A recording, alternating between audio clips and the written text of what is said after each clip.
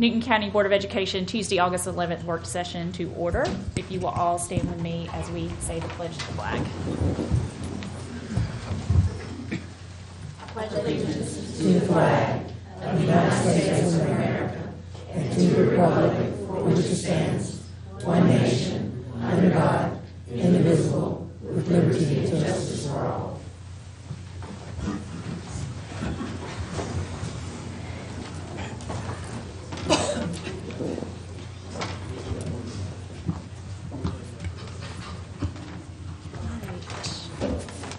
First item on our agenda is special recognition this evening. Yes, Madam Chair. We have special recognition tonight. Tonight I'd like to recognize two of our Title I reward schools, and we actually recognized these two schools last year, but the state recently sent us their official Title I reward school flags to fly at their schools. It's such a great honor that we wanted to officially present the principals with their flags. Last year, the Georgia Department of Education released its annual list of Title I reward schools. The reward school category is reserved for schools with either the highest performance or the biggest or largest academic gains by students in Title I schools in the last 3 years. Our school system had two reward schools, Mansfield Elementary School and Rocky Plains Elementary School. Reward schools are classified in one of two ways, the highest performing school and the highest progress school. The highest performing school is a Title I school among the 5% of Title I schools in the state that have the highest absolute performance over 3 years for the all students group on the statewide assessments. A school may not be classified as a highest performing school if it has been identified as a priority, focus, or alert school. I'd like to ask our Federal Programs Director, Dr. Sheila Thomas, to join our school board chair, Abigail Coggin, at the front of the room so that they both can present our Title I reward school flags to our principals and also pose for a picture. First up is Mansfield Elementary School. We are proud to report that Mansfield was recognized as a highest performing reward school. I'd like to ask Mansfield Elementary School Principal Dr. Lori Thomas and Assistant Principal Chris Haymore to come forward on behalf of Mansfield Elementary School and accept your school's Title I reward school flag from Mrs. Coggin and Dr. Thomas. We have two Dr. Thomases up here. Dr. Thomas, Mansfield Dr. Thomas, and Federal Programs Dr. Thomas.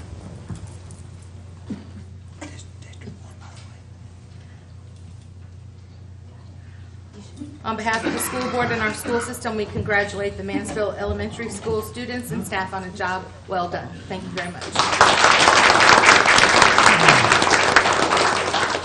The second designation for Title I reward school is the High Progress School. This is a Title I school among the 10% of Title I schools in the state that is making the most progress in improving performance for all students over the 3 years on our statewide assessments.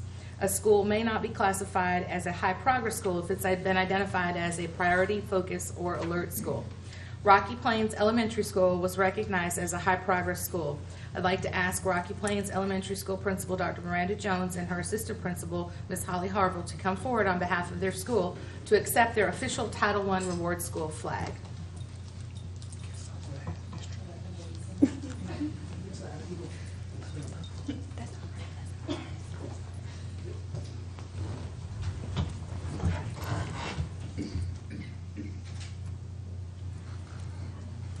We are so proud of the hard work the students and staff at Rocky Plains Elementary School have put forth to earn this very prestigious recognition. Congratulations on a job well done. Thank you. And before we end the recognition program, I'd like to ask Dr. Thomas if she has anything that she'd like to add with regard to our Title I reward schools. Good evening. I would just like to say to both of the principals, to their administrative team, to the faculty and staff at both of your schools, to the parents, the community members, and especially the students, I want to personally say thank you for all of your hard work. You truly have demonstrated your ability, the students' abilities to be a high-performing or high rewards Title I school, which is a distinguished honor all in itself. So I just hope that you take your flag back to your school, you display it with pride so everyone can see the great accomplishments that you've made over the past year. So again, congratulations. Thank you, Dr. Thomas. And I would be remiss if I did not ask for us to congratulate Mansfield Elementary School and Rocky Plains Elementary School one more time. The status that they've achieved is very worthwhile for an additional recognition. So thank you very much. We appreciate it. Madam Chair, this ends the recognition portion of All right. tonight's meeting. Great, thank you. Public participation, I believe we have several people. Yes, Madam Chair and Superintendent Fury. I'm going to read the requirements for public participation. We have a total of 5 people. Public participation is the time that the board has set aside to encourage you as members of our community to voice your opinion on any matter either included on or excluded from the printed agenda. A maximum time of 5 minutes will be allotted to a single individual or a single topic based on the number of requests. Complaints against any employee of the school system will not be heard unless the complaint has been submitted in writing to the superintendent at least 7 days prior to the board meeting.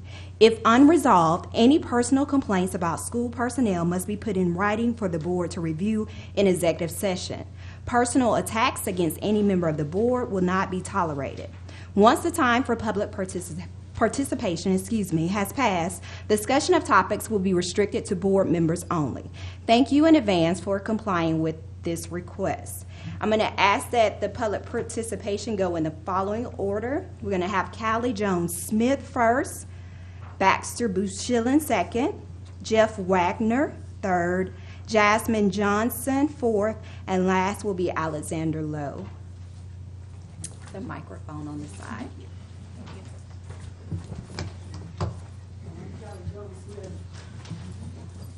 And I don't work for the school district, and I just live in the county.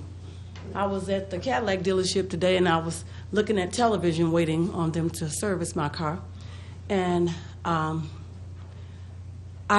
saw my county on there, and I saw children leaving the football field in tears.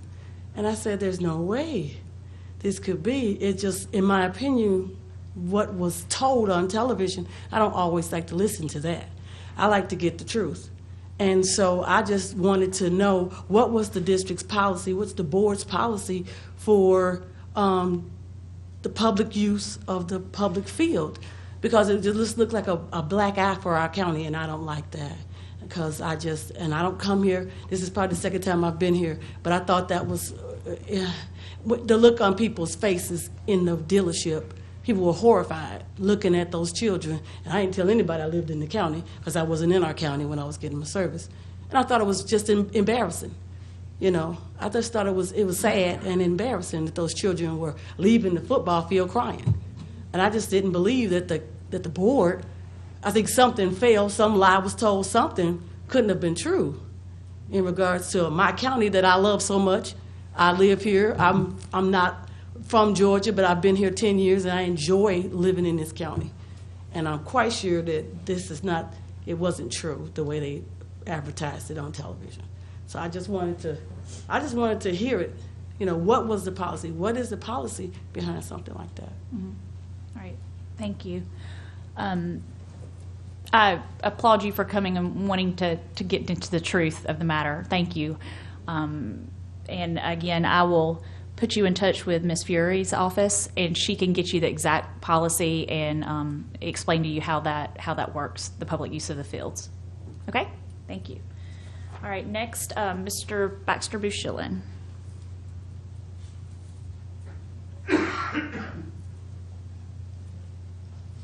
Good evening.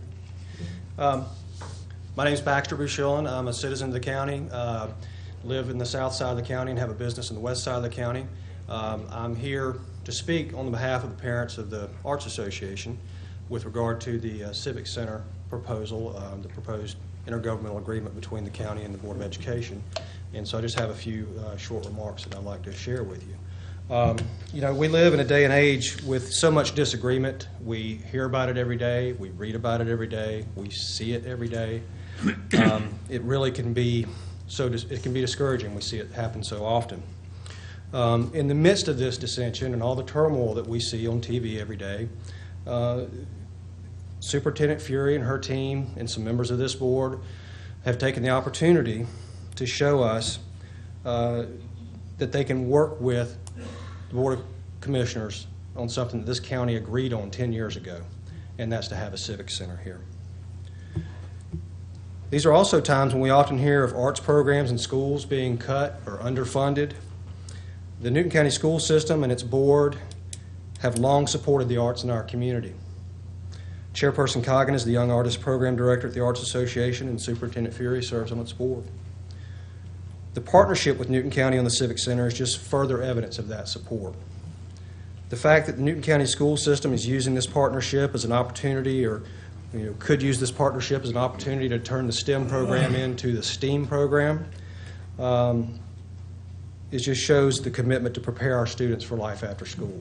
And as a citizen, I've expressed that to some of these members of the board and to Superintendent Fury before, that I feel that's something that's ultimately the most important job that our school system has, is to prepare our students for life after school. It's pretty widely accepted that studying the arts helps students develop many of the skills that are necessary for life beyond school. And according to author and leadership educator Lisa Phillips in her blog article titled Top 10 Skills Children Learn from the Arts, some of these skills include creativity, confidence, problem solving, perseverance, focus, nonverbal communication, receiving constructive feedback, collaboration, dedication, and accountability. Daily, we also learn of communities that are divided. It's very disheartening. It seems like a disease. This opportunity to partner with the Board of Commissioners on behalf of and for the benefit of the school system, the citizens, and the Arts Association just can show that it doesn't have to be that way. In partnership with the school system, the Arts Association in Newton County uses Porter Auditorium already, and perhaps is the strongest. The Arts Association, I think, is perhaps our strongest asset when it comes to healing divides and perhaps preventing them even. The Arts Association is highly respected. They draw students from 8 different counties, around 50 different schools, and they teach children from public schools, private schools, home schools, and occasionally some international students. The students are diverse in race, socioeconomics, religion, and even language. However, they are united in one thing, and that's their love of the arts. The Arts Association gave over $32,000 in scholarships last year because no child is turned away. The students are an ongoing, wholesome group of peers, and it's a truly amazing experience to watch them interact and learn together. There's no doubt that these young folks, will be our future leaders. In over 10 years of personal experience with the Arts Association, I can say that the times I've felt most strongly connected to my community have been at Arts Association events, such as the annual Christmas in Covington, the annual Nutcracker productions, concerts on the square, the many spring productions by Covington Regional Ballet, Oxford Singing Children, Oxford Youth Singers. This proposed partnership between the Board of Education and the Board of Commissioners will provide the Arts Association with something it could not do on its own. And that's provide a world-class venue at which the association's world-class artistic directors can continue to produce and present the fabulous productions to which this community has become accustomed. So on behalf of the parents of the Arts Association tonight, I'd like to thank you as a board and Superintendent Fury for your past support of the arts in this county and in our school system and our community. And I would urge you to look at this as a positive and a win-win for this county, its residents, and our young people. Thank you. Thank you.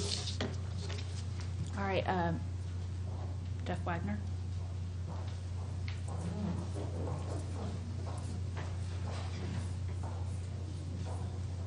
Madam Chair, Superintendent, and Board, we certainly appreciate you taking the time to address this topic and listen tonight. When Bunsey asked me to come and speak after speaking the other night at the Board of Commissioners meeting, I was shocked because I thought when she told me tonight to hold my remarks to 30 seconds, Baxter's were a lot longer than that. And so I don't know exactly what that says about my remarks, although I do have a few written down, but normally I don't refer to those. But in all seriousness, I grew up in this community. I love this community, as I know each and every one of you love this community. The kids that are in the Arts Association programs receive a great reward for the efforts of the Arts Association. I'm on the board, and I'm here tonight to represent the board. I also am a parent of a child that's been through the Arts Association. Everything Baxter said is absolutely true, but tonight I want to touch on a different topic, and that's economic development. And I've heard people, even since the Board of Commissioners meeting, approach me and say, but what about the big civic center downtown? And I said, you know, I would love to have a big civic center downtown. That would be fantastic. I would love to have the Taj Mahal. But we've got an opportunity to use the resources that we've got available at this time to improve a facility that the school board owns that I think would be a great addition to this community for our children and for the school system, for the Arts Association, and the partnership with Newton County in total. From an economic development standpoint, every day I have a chance, and the folks I deal with in my world, to talk to people that run production plants locally. All the major corporate players that I talk to, one of the very first questions they ask me is, what do we have to offer as a community? Why do we want to move a business here? And if we decide to move a business here, do I want to live here or do I want to live somewhere else? And if we don't have this type facility to offer a child of one of these folks that are running these facilities, they're going to choose to live somewhere else. And I think we need this. I think we need it more now than ever. It's not the ending, you know, it's not the finish line. I'd love to see other amenities, aquatic center, different things for kids, and I know you would too. But this is a way of us representing Newton County and showing that we have a fine facility here that these programs can be held in, and I definitely think it'll be an upgrade for our community, and it'll be something we all can be proud of, and it'll certainly be used for years to come. So we appreciate your consideration in this matter, and thank you very much. All right, thank you. All right, Ms. Jasmine Johnson.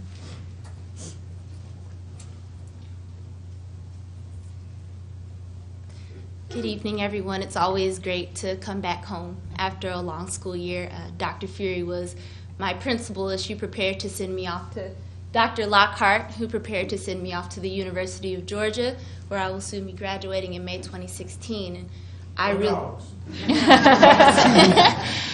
I really believe that the Arts Association and Ms. Bunsey and Michelle and Abigail had a lot to do with that. And I just really wanted to talk to you all about how decisions today could impact someone's tomorrow.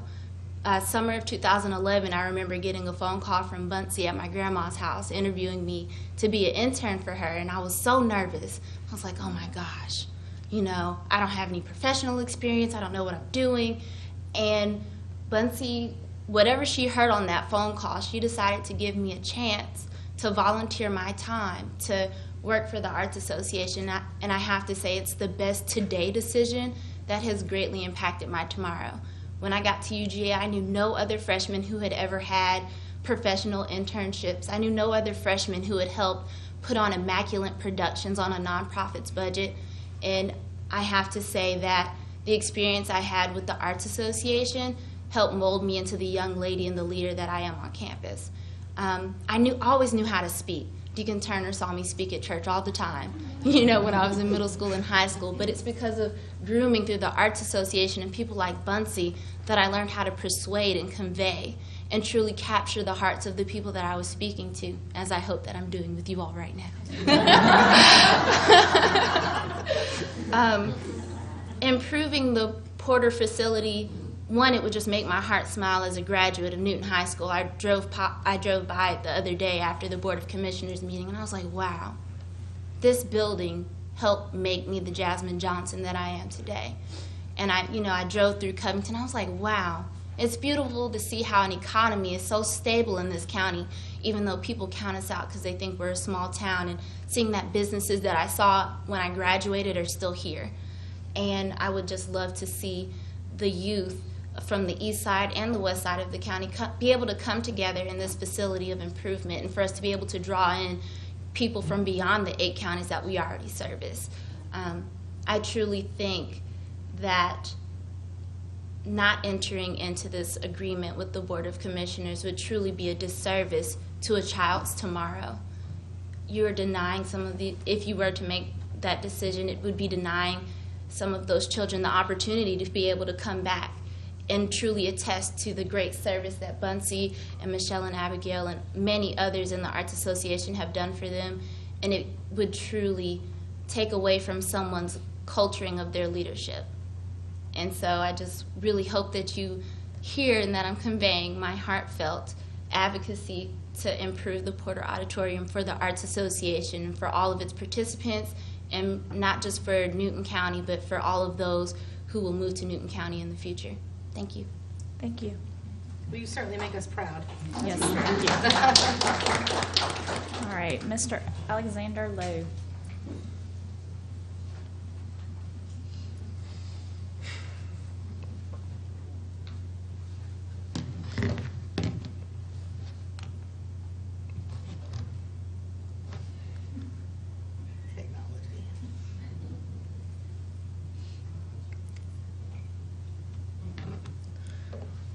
Hello, my name is Alexander. I would like to think Hello, my name is Alexander Lowe. I am 15. I am a 10th grader in the STEM Institute. I live in the wonderful Newton County, Georgia. I'm an intelligent black man armed with knowledge, and I will be the President of the United States. And I am not afraid, and I will not back down. Even so, I still have the mind that solves the world's problems in a day, that makes the technologies and builds the magnificent structures. My problem was that when I was younger, I couldn't express myself. The arts and the Arts Association has opened up my shell and has, in a few words, changed me for the better.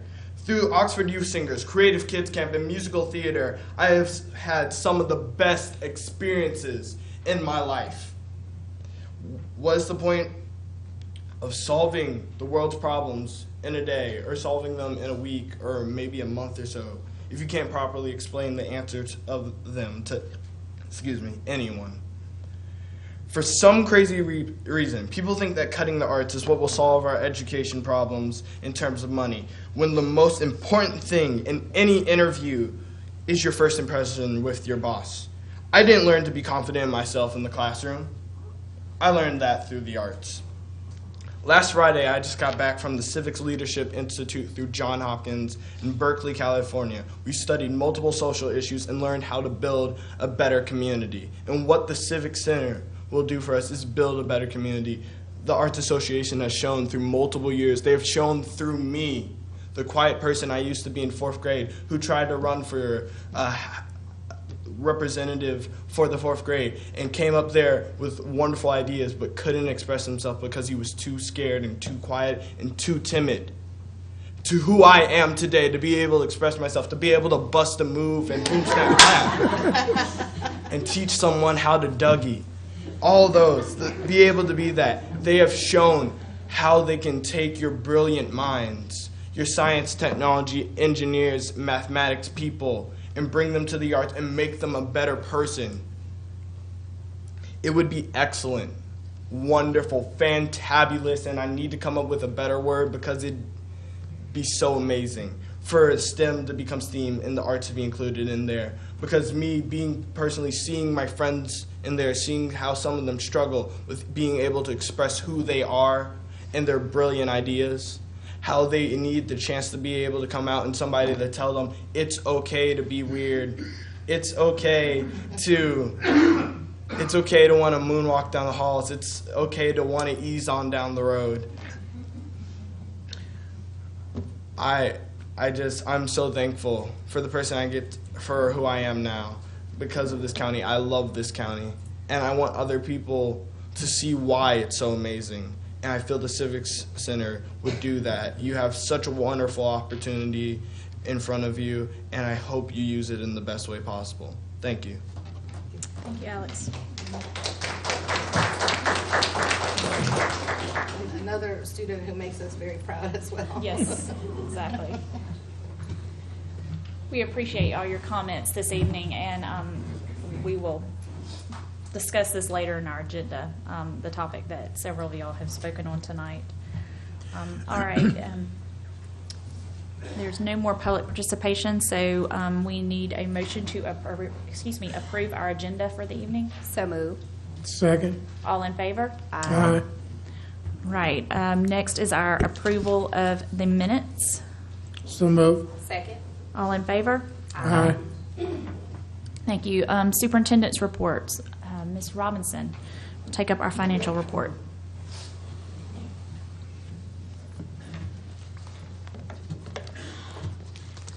Good evening. Newton County School System SPLOST 4 distribution is $935,702, which is an increase of $54,871 from last month's collection. This collection was accrued into fiscal year 15 since it was for June taxes. The average for the first 6 months of SPLOST 4 collection is $883,416. The monthly average for SPLOST 3 was $881,483. The June TAVT collection was $96,309. Salary and benefits for July for 10 and 11-month employees are accrued into fiscal year 15, as these payments are for work for the 14-15 school year. Most of our July and August QBE revenue apply to these salaries and benefits, so they have also been accrued into fiscal year 15. Some of our expenditures may look slightly greater this month as we must prepay some expenses such as insurance and software license fees at the beginning of the year. And lastly, we're still waiting for the final collections for our 2015 from the tax commissioner, and we're still processing expenditures which relate to 2015, but we hope to have a final correct fund balance for the August financial statements, which will be presented at the September meeting. Any questions? Any questions? All right, thank you. Thank you. All right, Dr. Lockhart, our operations report. Yes, Madam Chair, operations report for August 2015, just a few items to highlight. Maintenance and operations. Maintenance received 1,200 work requests in July of this year, with 919 having been completed. There are 282 remaining work orders in progress. The Transportation Department is gearing up for the 15-16 SOAR school bus safety program for all elementary students. During the months of August and September, the SOAR school bus safety team will visit all of our facilities that house pre-K to 5th grade students. The team will teach students how to be safe, orderly, and respectful in and around their school bus. Last item of note, the average per gallon cost for diesel fuel purchased during July was $2.42. Are there any questions? If there are no questions, all right, thank you, Dr. Lockhart.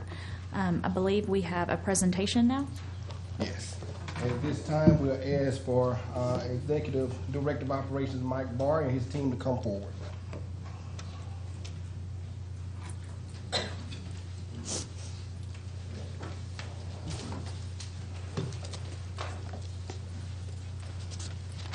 Good evening. As Dr. Lockhart mentioned, we do have a presentation for you tonight.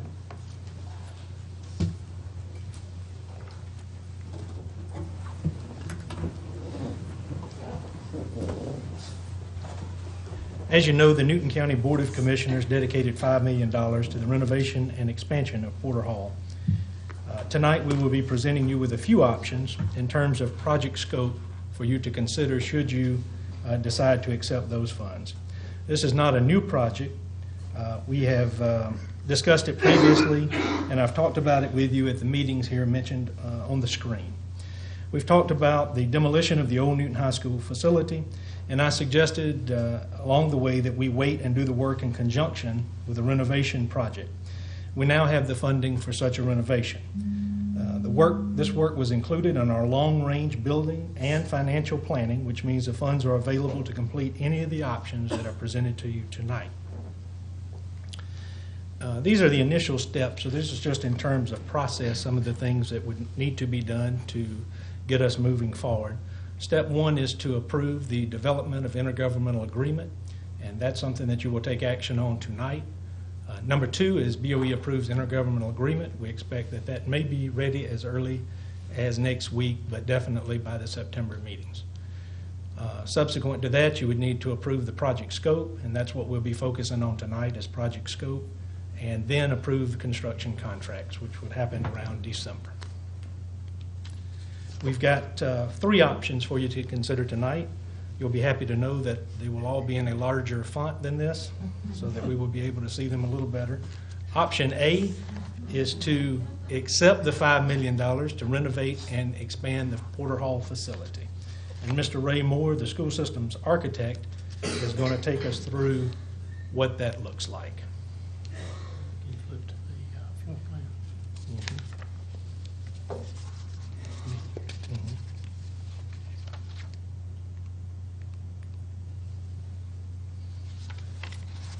You want to talk about those?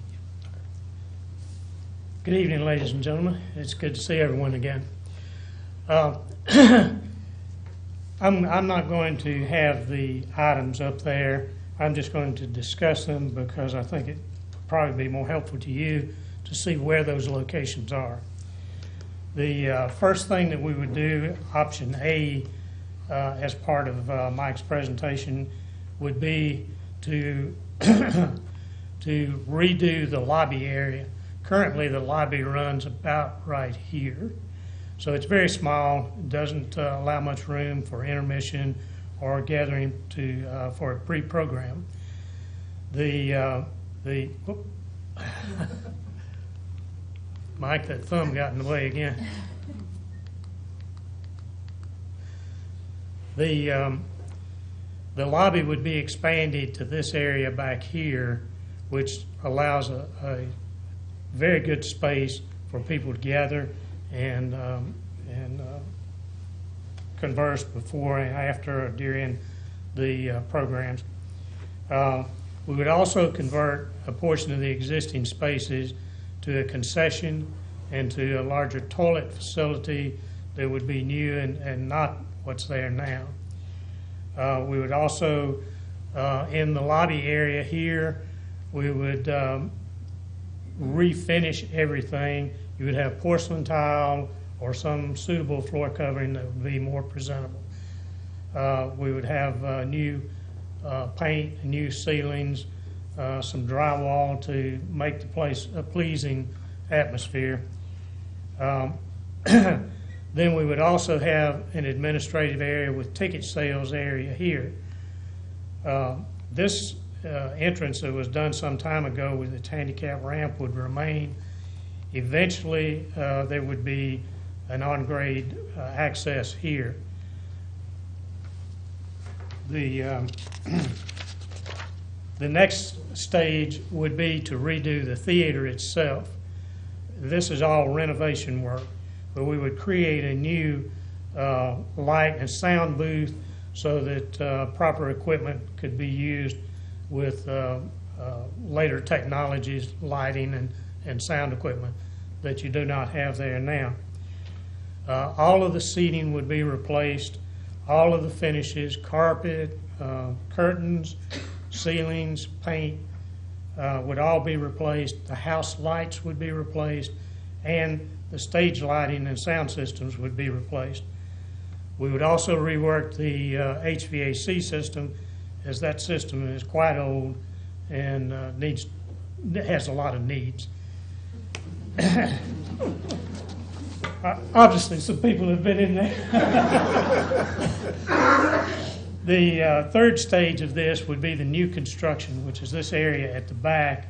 Right now, the parking lot is about right here, so it would extend into the parking lot a little ways. This would provide new storage and receiving facilities, new dressing areas with toilet facilities, and costume and prop storage that is accessible from the outside rather than having to go through the inside of the building. Okay. So that is option A. Do you want to talk about the timeline for option A? Timeline. Okay. All right. We expect that given the opportunity to get started on this right away, that we could have this designed, the working drawings complete, permitting done, have it bid, and have a contractor ready to sign a contract by early December, early to mid-December. Assuming that that happened, he would be released immediately to begin demolition and whatever construction was necessary, and complete the interior renovation by June. The addition is certainly doable by June. However, it starts from the ground and comes out. All the renovation is under roof. It can be done anytime throughout the days and weeks. But outside, we're at the mercy of the weather. And as you can see, you would be starting in the worst part of the year for weather. So it might not get totally complete, but I do believe that it would be usable for the purposes that it's intended, and that we term as substantially complete. Right. Okay, so that is option A, and that is the work that can be done with the $5 million that has been dedicated. Option B is to accept the $5 million to renovate and expand Porter Hall facility, just like option A, but to also allocate $1.9 million for the demolition of unused portions of the old Newton High School facility and installation of a parking lot and related landscaping at the site. And as I mentioned earlier, this is included in our long-range financial planning, so this is an option that you can consider. So Mr. Moore will talk us through option B. As I said, in the future, you could have an exit here or an entrance here. The idea is to take down the existing building and create a parking lot that serves both the Career Academy and the Civic Center. The area would be landscaped. We would have to demolish everything, get the grades evened out, and place all the parking, curbs, gutters, drives in place. This activity for the parking would probably take 3 months or so. The demolition and removal of the building and getting to a point where you can start that would most likely take somewhere around 8 to 10 months. So we're looking at about a year to complete that. Now, having done a lot of demolitions, those folks have different ways of doing things. It's very difficult to gauge them. Sometimes they'll complete things in about half the time. Sometimes they take the full time that you expect. But it depends on what they're doing. In today's economy, people want to salvage as much as they can for recycling because they get money back for it, where they used to just take it to the dump. So there's a lot that would be recycled in this building, and that might slow them down a little bit. It might encourage them to work faster. This is the front elevation, including the new entrance that does not exist. The cars there are parked where the old Newton High School facility is now. So that would be the new entrance to the auditorium. Did you want to mention anything else relative to timeline? The only change for option B is where demolition of Newton High School facility, and that would start in December 2015 through October 2016, which would, once the building is demolished, then the new parking lot could go in, and that would be October 16 through January 17. And so that is option B. Option C is to accept the money that's been dedicated and delay the demolition of unused portions of the old Newton High School facility. The drawback to that is that it would probably result in some increased cost. We estimate that on today's market prices that increase might cost as much as $303,000. So you could hold back. We could do the design work in tandem with this, but there would be some increased cost along the way. And so that is option C, and of course the timeline for that would be determined with those last two pieces. So that is all the options that we've prepared for you tonight. Ms. Buff now is going to talk to you about how this ties in instructionally and answer any questions that you may have about the entire project. Thank you, Mr. Barr. With the renovation of Porter, what we would like to do is to institute a fine arts pathway at the college and career academy. You heard some talk of STEAM earlier, and that's just incorporating the arts into the STEM program that we already have there. Some of the specific pathways that we are considering are theater construction and set design, and that would work in conjunction with our construction teacher that we already have on site, drama, dance, a strings program, and musical theater. We can't start all of them at once, obviously, but what our plan would be to roll those programs out over the next few years. We are also looking at a way that we can use the Porter Auditorium renovations for Porterdale Elementary School.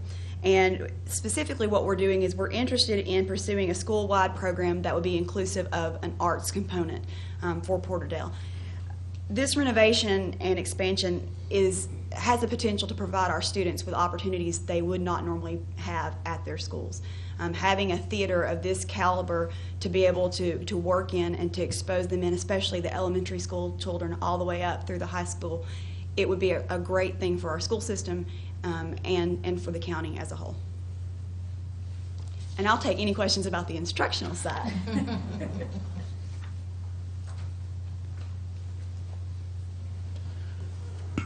And as I mentioned, there would be a subsequent presentation before any action was taken relative to the scope that we've talked about tonight.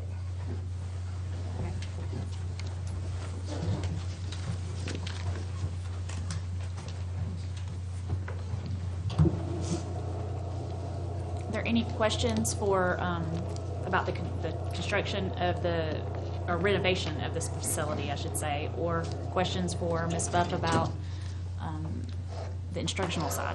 I have a question, Madam Chair, for both. And I'll do instruction first, Ms. Buff. It's just for clarity for me. So the arts component, for the elementary, it will be specifically housed at Porterdale, or? I mean, I think that it could be expanded. I think that Porterdale, it would be very easy because of their proximity. We're also looking at expanding some STEM opportunities to Porterdale as well, mainly, again, because of their proximity. I think integrating it into their actual curriculum would be easiest because of where they're located, but we would definitely be open to expanding it to other elementary schools. Okay, so then my next question is, would it be open, have you gotten that far, would it be open enrollment across the county or just those students? I think eventually we would be able to do that, but programs like this take time to build, and that would be in the future. It wouldn't be right away. Okay. So then, Mr. Barr, I have a question for you. The question involves parking, so either one of you guys can answer this, because I'm looking at just the timeline by itself, and I'm just curious to know, like, how would the extension on option A in the back impact parking at NCCA? Because there's already a parking issue at times when events are held over there. There's no parking space. So what logistically wise is the planning for that? I don't recall exactly how many, but we're not taking too much. There is some property out to the curb, and this is not a deep extension. It would be a limited amount of spaces that would be needed. Would the space take any of the parking spaces? It would take the parking? We'll take some. Okay, so then what's the plan in place to put some, because there's already not enough, and so to take parking away, right, it's going to be a bigger ultimately, impact. I mean, the goal is to have much more parking, so that's ultimately the goal. But probably that those few parking spaces that are taken up would have to be moved to the front of the building or down to that student parking lot temporarily until we can move further with the project. Okay. You don't know approximately how many? Like I mean, new spaces? Yeah, how far into that parking lot? I don't remember. See if that plan is in. Like, is it the handicap parking spaces? Is it on past that into the curb, like the edge of the curb? I'm just curious to know. It looks like there's a drive there, so it looks like maybe 3 spaces on each aisle. Right. There is, for clarity, and there is plenty of parking down in the student parking lot. Right. It's just when we're going to an event and you want to park in that top part, I think that's where it would be temporarily moved to the lower parking lot. Right. Until all this That is would be the done. option until we're finished with the parking lot. Yeah, I'm just thinking of businesses or other people who use NCCA and how there's already not enough parking space. So I'm just trying to figure out, at the end of this project, what is the plan to, put parking back in place over there? Right. The parking that exists would be back in play once the building is constructed, I believe. Is that correct? Right, yeah. So once the construction is complete, we'd be able to open some of those parking places back up. But long-term, the only other option is to build the parking lot that we've talked about that includes the use of the $1.9 million. In a demolition. Right. Okay. Yeah, that was going to be my question. The funds that we have for demolition, are they already in place to be used to 1.9? We were planning this project tentatively in FY17, so we could start drawing some of those funds early on. Most of this project will be completed in FY17, and when I say it's the portion, the 1.9 million portion would largely be completed in FY17. So we would have to really use not that much of our FY17, less than half of our FY16 funds right now. But it would be, there's enough SPOS money to cover all of that.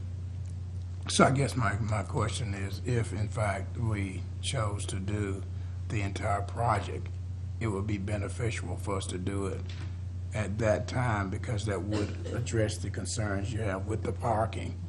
And additionally, it would be additional 300 and some thousand that we would save by doing it now versus later. Right, and that parking lot, of course, would be multifunctional. It would be available to the College and Career Academy, and it's needed now. I mean, closer parking to that facility. Okay, thank you. Yes, sir. What impact will that have on existing classrooms? In terms of the students that are in the building now, you want to, Yes, that's what I'm asking. okay, you want to address that? I believe that we have only a few classrooms over there that are being used, and the primary space that we're taking up now was the space on the end where there were toilets and a couple of classrooms deep. It should not impact the others. The area would be safed off. It would, during the construction, we would have temporary partition, fire rated. Everything would remain just as it is now for the folks that are using that. In the end, we would have a 2-hour separation for the theater part from the school part. How are we going to maintain service? As I understand it, right or wrong, indifferent, that the utilities are mingled with Poterdale and the school system. So at what point do we expect any service interruption of any kind during this construction? Well, we wouldn't allow any service interruption, only on times when operations are not underway. In other words, we would cut in the new power, isolating the old building, so that once we got that cut in, your existing building that's going to remain would be under its own power, would not depend on the high school. I hear you. And through our discussions, Mr. Moore has been involved in a lot of projects where school was ongoing in classrooms and that kind of thing, even including, well, a little bit different, Alcovey High School, where we put an addition on while classes were in session. So he's familiar with the need to keep the school running. All right, any other questions? All right, thank you. Thank you. Appreciate it. All right, Dr. Lockhart, moving on. CIT reports. Yes, Madam Chair, just a few items of note. On July 27th, all of our employees took part of our 15-16 opening session.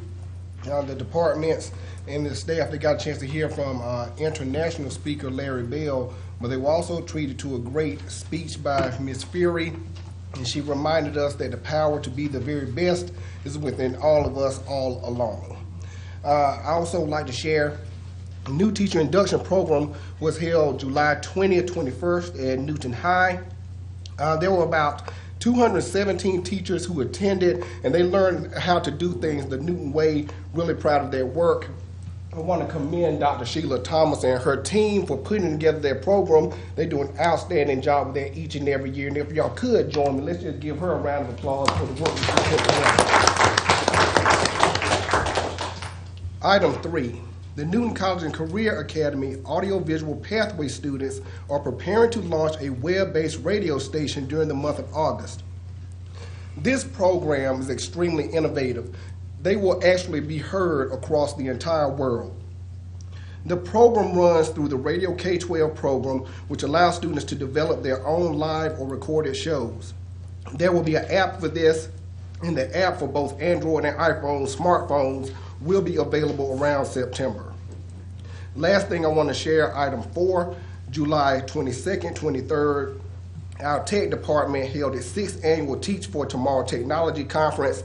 This is significant. There were over 500 teachers who attended this great event, and it's significant because there are only a handful of districts that do something like this in the state of Georgia. So again, Newton County is really on the cutting edge with our innovative practices.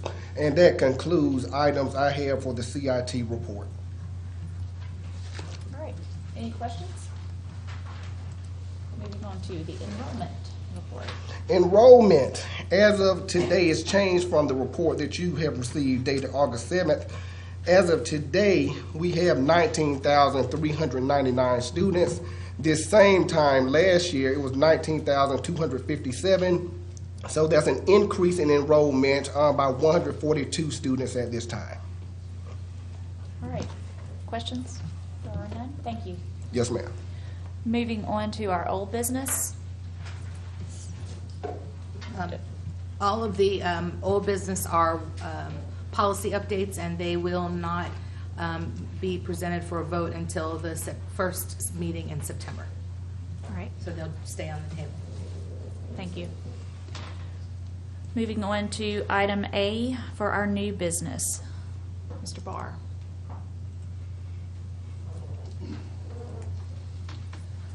In item A, the superintendent recommends the school board attorney develop the necessary intergovernmental agreements to facilitate the acceptance of $5 million in SPLOST 2005 funds as dedicated by the Newton County Board of Commissioners for the renovation and expansion of Porter Hall for use as a civic center. And that concludes item A. All right. And this is one of the items that we will be taking a vote on tonight. And before I ask for a motion, I'd like to say I think there's been mention that I've worked with the Arts Association, and there's been mention that they've had some, been in meetings and talk and helped plan for, or made recommendations for the expansion of Porter. But tonight, the recommendation from the superintendent is to develop the necessary intergovernmental agreements to facilitate the acceptance of the $5 million in SPLOST funds. And so this allows our attorney to facilitate the intergovernmental agreement. So this has nothing to do with the Arts Association. So that, if there was any question as to if I had the ability to vote tonight, because trust me, I would recuse myself if I needed to do so. So I can vote on it. Isn't that what our legal expert has informed us? Yes, and Madam Chairman, just for purposes of clarification, the Arts Association has zero to do with this project, and I thank you very much for showing up and speaking directly about the arts and the impact of the arts. The Arts Association has acted as a consultant because I have zero clue about what's needed in the back of an auditorium, what types of things are necessary. And so the conversation has really taken place between the Board of Commissioners and the school system in its entirety. But if you want to know what's going on within the performing arts, you ask the experts. And in our community, the Arts Association has occupied Porter Auditorium for a number of years, and if anybody knows the types of things that would be beneficial to a civic center would be that group. So just for the purposes of clarification, the Arts Association obviously would love nothing more than to see Porter Auditorium be a magnificent facility. But at the end of the day, there are many other entities within our community that would benefit from the use of the Porter Auditorium. There are other governmental agencies, there are other businesses and industry participants who have the opportunity to use the facility as well. And so I just wanted to make that clear so that everyone understands that the agreement is between the Board of Education and the Board of Commissioners, and the Arts Association will truly benefit if there's a motion and it passes. But so will the Newton County School System students. So will all of the members of our community. It's a magnificent project, and I just felt like I needed to make the delineation. There's a line of demarcation between the Arts Association and their expertise and the Board of Commissioners having money that was generated through a SPLOST to be able to dedicate to the school system. Thank you. Thank you. Thank you. All right, do we have a motion to accept our superintendent's recommendation? Excuse me, I have a question for you, though. We need a motion first. I'm sorry. Okay, we have a motion. Second. All right, now. Will there be an interim update in the negotiations or intergovernment agreement to the board? It is my understanding that the agreement may be as early, will be ready as early next week. Well, it was supposed to be ready this week, so I'm anticipating at any moment that it would come in. But certainly there would be ample time for the school board attorney to review that and to have discussions with you about what's in that legal document. My concern is that I think we should have some input before the intergovernment. The attorney is going to negotiate, and I think he should have a message from the board as to what the terms and conditions may be of what we should be agreeing upon. Okay. And we haven't had that opportunity. At least I have not had that opportunity. Well, correct me if I'm wrong, but I think what we're giving the attorney the authority to do is to sit down and negotiate an agreement and the terms. And once that has been done, then that presentation will be presented to us, and then at that time we'll decide whether we will agree or disagree with those terms. So I think what we're doing is just voting to allow him to go into negotiation with some terms. Am I correct? That was my understanding. That is correct. Yes, You sir. will, you will have the opportunity in a future board meeting, whether it is the next board meeting or the first meeting in September. Obviously, time is of the essence, but you will have the opportunity to review the agreement and to agree to those terms. If you do not agree to the terms, then we will not be accepting the $5 million to renovate Porter Auditorium. Does that answer? It's a reply, not an answer. I understand. All right, any other questions? All right, we have a motion on the table, and it's been seconded to accept the superintendent's proposal for tonight. All in favor, aye? Aye. Opposed? All right, thank you. Moving on, I think this is Miss Sams. We have not seen you in a while before the board. Yes. Good evening. Ms. Sams, hang on one second. I want to I know some people would like to take the opportunity to leave because we've gone over what you were here for. And we appreciate you coming tonight. So if you would like to exit. To go ahead and speak with these two. Yeah, can we get Because I don't feel comfortable with doing that. explain to them? Dr. Lockhart, will you meet with Miss Jones Smith? Yes. Thank you. Thank you. Who asked the question? Thank you, Ms. Sams. All right. The superintendent recommends the annual renewable contract for services for the 21st Century Community Learning Center program awarded to the Washington Street Community Center, Covington, Georgia, be renewed for an additional term. The contract is for the current 2015-2016 school year. The estimated value of the contract is $60,000 for the 21st Century Community Center services. And that is item B. All right. Any questions? All right, thank you. Dr. Shattuck, you're up with item C.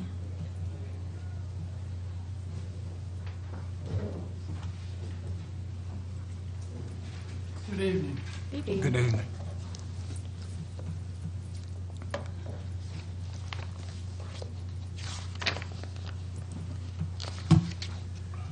Ms. Fury, Madam Chairwoman, ladies and gentlemen of the board.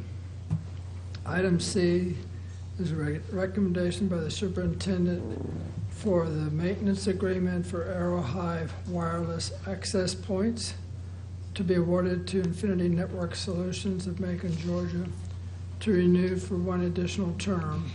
The effective date will be August 21st, 2015. The expiration date will be August 20th, 2016.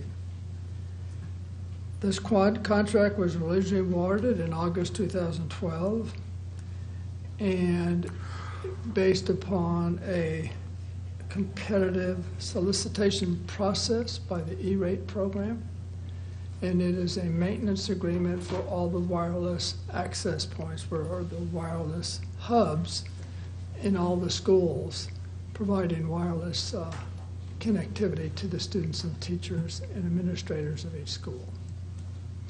The contract, or the maintenance agreement, is for $34,000, and it'll be paid for out of budgeted FY16 general funds.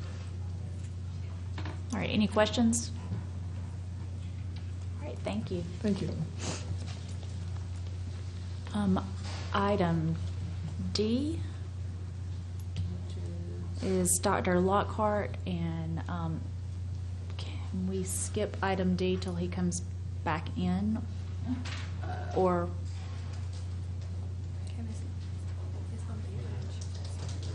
okay, Mr. Barr is going to take it. Are you going to do D, Mike? Maybe.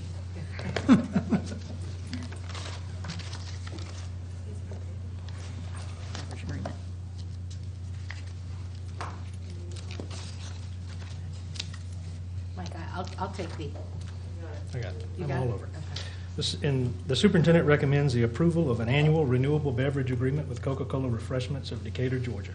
The effective date will be August 20, 2015. Previously, the school system had entered into a 5-year beverage agreement with Coca-Cola Refreshments, which concluded in 2011. The current 5-year agreement, annually renewable at the discretion of the board, continues many features found in the earlier accord. It includes a superintendent sponsorship, $30,000 over the life of the agreement, free products, and athletic equipment, and the provision of plaques for Teacher of the Year award for every school. The agreement also delivers rebates on concession sales, fundraisers, and contains a volume incentive program that increases the rebates on direct delivery sales over and above estimated base usages. And that concludes the item. All right, thank you. Any questions? All right, thank you. Moving on to item E. In item E, the superintendent recommends the identified items be declared surplus and disposed of per board policy DO. And those items are included for your review. And that concludes item E. All right, thank you. Any questions on the surplus items? All right, moving on to item F. Mr. Roundtree. And this is an item that we will be voting on this evening. Good evening, Madam Chair, other members of the Board of Education, Madam Superintendent. The superintendent recommends that the Office of Curriculum and Instruction contracts with Dr. Mary Elizabeth Mendenhall to provide professional learning to teachers in the math content area. Dr. Mendenhall trains teachers on different strategies that students may use to solve math problems in the 4 operations, as well as number talks. During number talks, the students use the standards of mathematical practice to discuss their thinking and how they solve the problems. She began working with the third grade teachers back in 2013, as well as the third grade support teachers, who include EIP teachers, special education teachers, and the like. During 2014-15, she worked with the second and fourth grade teachers. And so now it is time for us to implement this professional learning with the fifth grade teachers. Each fifth grade teacher this year will participate in 3 days of professional development and 3 individual coaching sessions, all which will be facilitated by Dr. Mendenhall. In remuneration for providing these services, Dr. Mendenhall will be paid a total of $45,000, and this amount will be paid using FY16 budgeted funds. All right, thank you. Are there any questions? When any vision that this move above the fifth grade level, this process? Well, right now, it has been a pre-K through 5 initiative that would, of course, if it went to 6th grade, then it would become a secondary issue, but it was implemented at the elementary level to get them ready for middle school. Do you see this as going in that direction? Or is it Buff, too early? I'm going to on my end. It's too early. Okay, that's because I'm just coming in. But Ms. Buff she can speak better to the need at the 6th grade level, because I'm sure they already have probably something already in place. Part of the reason that Dr. Mendenhall was contracted was to prepare the elementary school students to advance into the 6th through 8 curriculum that was new, the Common Core Georgia Performance Standards at that time, now the Georgia Standards of Excellence. Dr. Mendenhall is familiar with the Springboard text, which is what we use in 6 through 12, and so part of what she does is prepare those students to go into that curriculum. So as of right now, there are no plans to use her 6 through 12 because she generally works with elementary schools. Thank you. I have one question. What is in place to track the success of the program? Okay. Right now, the teachers submit, over the past 2 years, they have implemented their pre-test and post-test data, so we're able to get a comparison as well as monthly rubrics. And again, since I've been here, I've looked, the data that I've looked or reviewed has been the STAR Math data, where the students again are tested at the beginning, and end after the interventions, and across the district at every grade level in every school there was improvement. Now, is everybody at grade level? No, sir, not yet, but by and large they're on grade level. But the big thing for me was that there was improvement across the grade levels across the school district. I mean, I looked at that data my first week on the job. Thank you. I have a question. Is it possible that we can see the data for the 5th grade students at some point? Because the current 5th grade students would be the students who have had actually, if you look at it, she started off in 3rd, then she worked with 4th the next year. So, and now she's working with 5th. So those 5th grade students have had the pleasure of having their teachers equipped every year with this training. So is it possible we could at some point look at just the 5th grade? Well, which would have been their 4th grade data. This would be their 3rd year their teachers being touched by Dr. Mendenhall. Exactly, and they're just now going through 5th grade, so we will have 3rd and 4th. What we're waiting on are the results from the Georgia Milestones, and we haven't received that data yet. The state is saying that we should receive it in October, so we should be able to then compare those students' performance at 3rd grade versus to 4th grade. Yeah. Yes, ma'am, but we're at the mercy of the release of the data. Yeah, I'd like to see that because they've had the now why is that they've had like the current 5th graders, I mean, just out of curiosity, because of with the implementation, we started with 3rd and then they went back and did 2nd and 4th, and so this time for 5th, I'm sure there was some reason, but I don't know. That'd be interesting. Yeah, I mean, it'd also be interesting to see in a couple of years because the 5th graders really have had it every year. Okay, Ms. Buff to the rescue again. The reason that it began in 3rd grade was because that was where we saw our deficit in math that year. And if you go back and look at the historic data, the first year that Dr. Mendenhall worked with those 3rd graders, we saw gains in math across the board. So that's the reason we started in 3rd. So once you saw that there was such a good gain in 3rd, you began to roll the program. We do that often in curriculum instruction. We roll programs. So well, at the time it was Mr. Peck. He went to 4th grade, But the lower grades were like, hey, we're down here too, and the teachers asked for it. And so then we went back and began to get all of the lower To grades add as some well. grades in there. That was actually a teacher request to do so. Okay, yeah, I like to see those lucky fifth graders. I like to see that. One other question. Yes, sir. I have. As it relates to the data. Is it possible to look at where we first initially started at the third grade through the fifth to determine where they are, but then look at the students that started in beginning to the fifth grade to see how they are? So it should be some indication that the ones who had it 3 years more than when you started in third, it would give us some type of indication how successful. You understand what I'm saying? Exactly. Once we get the data from the Georgia milestones for the previous year, I will do a comprehensive analysis and present a formal report to you, and we'll look at several measures. We'll look at the Georgia milestones, obviously, but we'll also look at the STAR, because that gives us pre-test as well as post-test. And as I said earlier, we know that there was a 1 year gain. I didn't go back and look at previous years, but I know from the beginning of last year to the end of last year, there was a gain.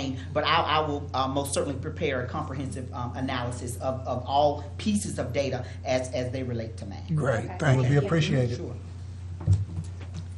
All right, so do we have a motion to accept our superintendent's proposal? So moved. Second. All in favor? Aye. Aye. All right, thank you. You're welcome. Well, I think you're back. I am. The next one, the superintendent recommends that the Office of Curriculum and Instruction purchases the Words Their Way software from Pearson. The methodology of Words Their Way, word study for phonics, vocabulary, and spelling instruction reflects a progression of stages that describe students' spelling behavior as they move from one level of word knowledge to the next. The stages in the program correspond to the 5 specific levels of spelling. They are emergent, early letter name, within word pattern, syllables and affixes, and derivational relations. The heart of the program is sorting, which requires students to manipulate words instead of just memorizing lists. Purchasing the Words Their Way DVD-ROM will provide Newton County access to all 5 of the developmental stages. This will allow teachers to differentiate and match students to the appropriate developmental stage. The DVD-ROM has interactive whiteboard activities to introduce and model sorts, practice sorts, and apply word study elements learned. Grades K2 will also have rhymes using the word patterns.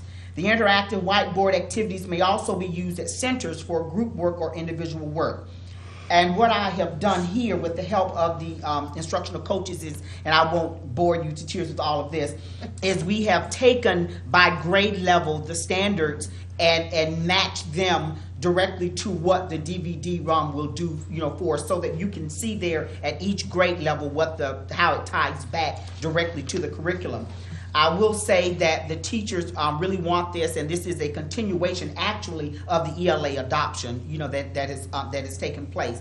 And the cost of this software for the 2015-16 school year is $39,914.98, and will be paid using FY16 budgeted funds. All right, thank you. Any questions? Will this just apply to one school year? Well, it'll actually be a DVD-ROM, so we once we get it, we'll have it. Now, there may be a licensing agreement to where we may have to. That's my question. Exactly. And like I said, it's part of the adoption, and we've just been phasing it in. But if we're continuing, again, it goes back to your request for data earlier. If we're able to see that it is benefiting the students, and for a moment the teachers thought that we weren't going to get it because it wasn't there right then when they got back, and but it is something that they really have found to be very beneficial, and it is a request from them. Let me ask another Yes, bad sir. question. What have they been using to compete with this? My next question is, can they delete that? Instead of piling on, for teachers? Exactly. Well, Can they deload? Exactly. Well, that was one of the options, that I, presented, to them initially when I went to the coaches and asked, could this be something that they could do without? But we heard from teachers, and this is something that they really want. Now, as far as this is a part of, like I said, of the adoption, and so it could be that we're just now getting to the point to where this is, of use and of benefit, to them. And so that could be one of the reasons why, they really want it now. But Ms. Buff probably has some institutional knowledge that she can share that I would not have at this point. It is my understanding that the reason that the teachers asked for this is because they did not have something that worked to this caliber. So it's not actually something that's replacing, it's something that the teachers have requested because they didn't have access to that before. And again, this was a part of the original ELA adoption that was approved a couple of years ago. Was that far behind? It's part of an implementation that rolls. And so it's not that we're behind, it's that we're at that point of the implementation of the ELA adoption. If you'll remember, when we adopted ELA for elementary school, it was not, the teachers didn't want one specific program. They wanted parts of other programs. So the way that it was structured was that we would roll in different parts of the ELA. And at this point, it's time to roll in the Words Their Way part. Okay. All right.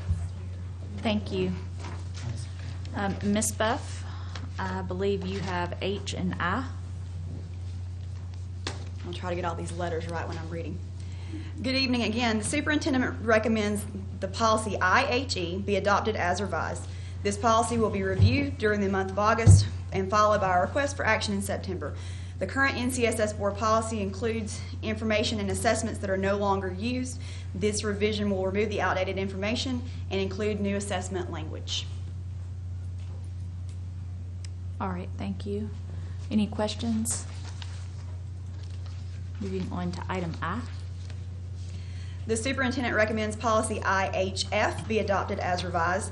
This policy will be reviewed during the month of August and followed by a request for action in September. The current NCSS board policy includes information valid for students who entered prior to the 2008-2009 school year. The revisions remove the outdated information and include new assessment language. Any questions? Ms. Buff? All right, thank you. Ms. Fury, I believe you've got J. Item J relates to our local board training, and so I recommend, after review and discussion of the upcoming training sessions provided by Griffin RISA for local board training for the 15-16 school year, I recommend the approval of the completed proposed local board training plan, at which you have identified November the 10th from 12:30 to 3:30 as your whole board training opportunity at Griffin RISA. All right. And we do not have board action tonight on that. So, all right, item K, Dr. Lockhart.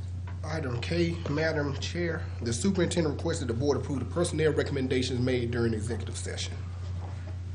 All right, do we have a motion to accept item K? So moved. Second. All right, all in favor? Aye. All right, thank you. Other matters of interest? Madam Chair, I have a few things. One, just to recognize and announce that we have a PE party this Saturday, August the 15th, beginning at 9 o'clock at Newton High School at 1 Ram Way. And our PE team has worked diligently over the last several years with a PEP grant, and they definitely would like for us to come out and choose a healthy lifestyle. So if you're available, 9 a.m. at Newton High School, the new Newton High School.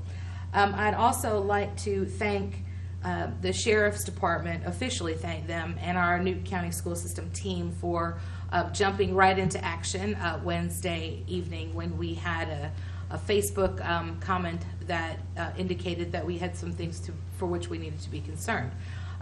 Our school system team scrambled into action and were in buildings within probably 90 minutes with the assistance of the Sheriff's Department. And so, again, it demonstrates a clear partnership with the Sheriff's Department, and they continue to work on that matter. So I'd just like to officially thank the Sheriff's Department and all of our team members who participated Wednesday evening.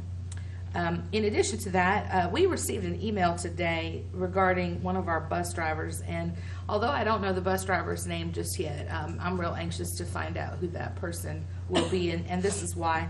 It's not often that people take time to send emails to recognize outstanding and excellent service of our employees, and we received an email from a member of our community today speaking directly about a bus driver who stopped and determined that it was unsafe for the children to cross the street to get on the bus. And the bus driver actually parked the bus and got out of the bus and went around to help the children walk across the street and get on the bus. And that was observed by this particular member of the community. And it speaks a lot when someone actually takes the time to write and to commend that particular bus driver. And so we're grateful that she gave us the bus number.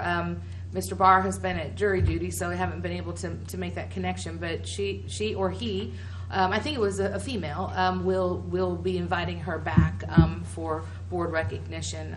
Again, I call that to your attention because most of the time when we get an email, it's with people who have recommendations for improvement, not necessarily commendations for outstanding service. So I wanted to call that to the public's attention as well as to our boards. And finally, just a statement regarding the use of facilities. And I think a rule of thumb would be if you want to use our facilities, please talk to the school principal. They will be your first line of conversation with regard to using the fields or any of our facilities. The principal would be the first person with whom anyone interested in using facilities would speak. Madam Chair, I believe at this point, that concludes my other matters of interest. All right, well, I would like to remind everybody, August 29th, we have our board retreat at Palmerstone Change. from 8:30 to 1 p.m. So, On the use of our facilities, would it be appropriate to give a public address, call parents and let them know if they want to use, any organization want to use facilities, what the process is, so it probably eliminates some hard feelings. It might be good to probably post it on our Facebook site and on our website as well. I don't have a problem with sending the call. I think if it can, I would appreciate if we do it, but I think it'll eliminate some issues. all right. Anyone else? If not, do I have a motion to adjourn? So moved. Second? Second. All in favor? Aye. Thank you very much. Is the football schedule printout not available?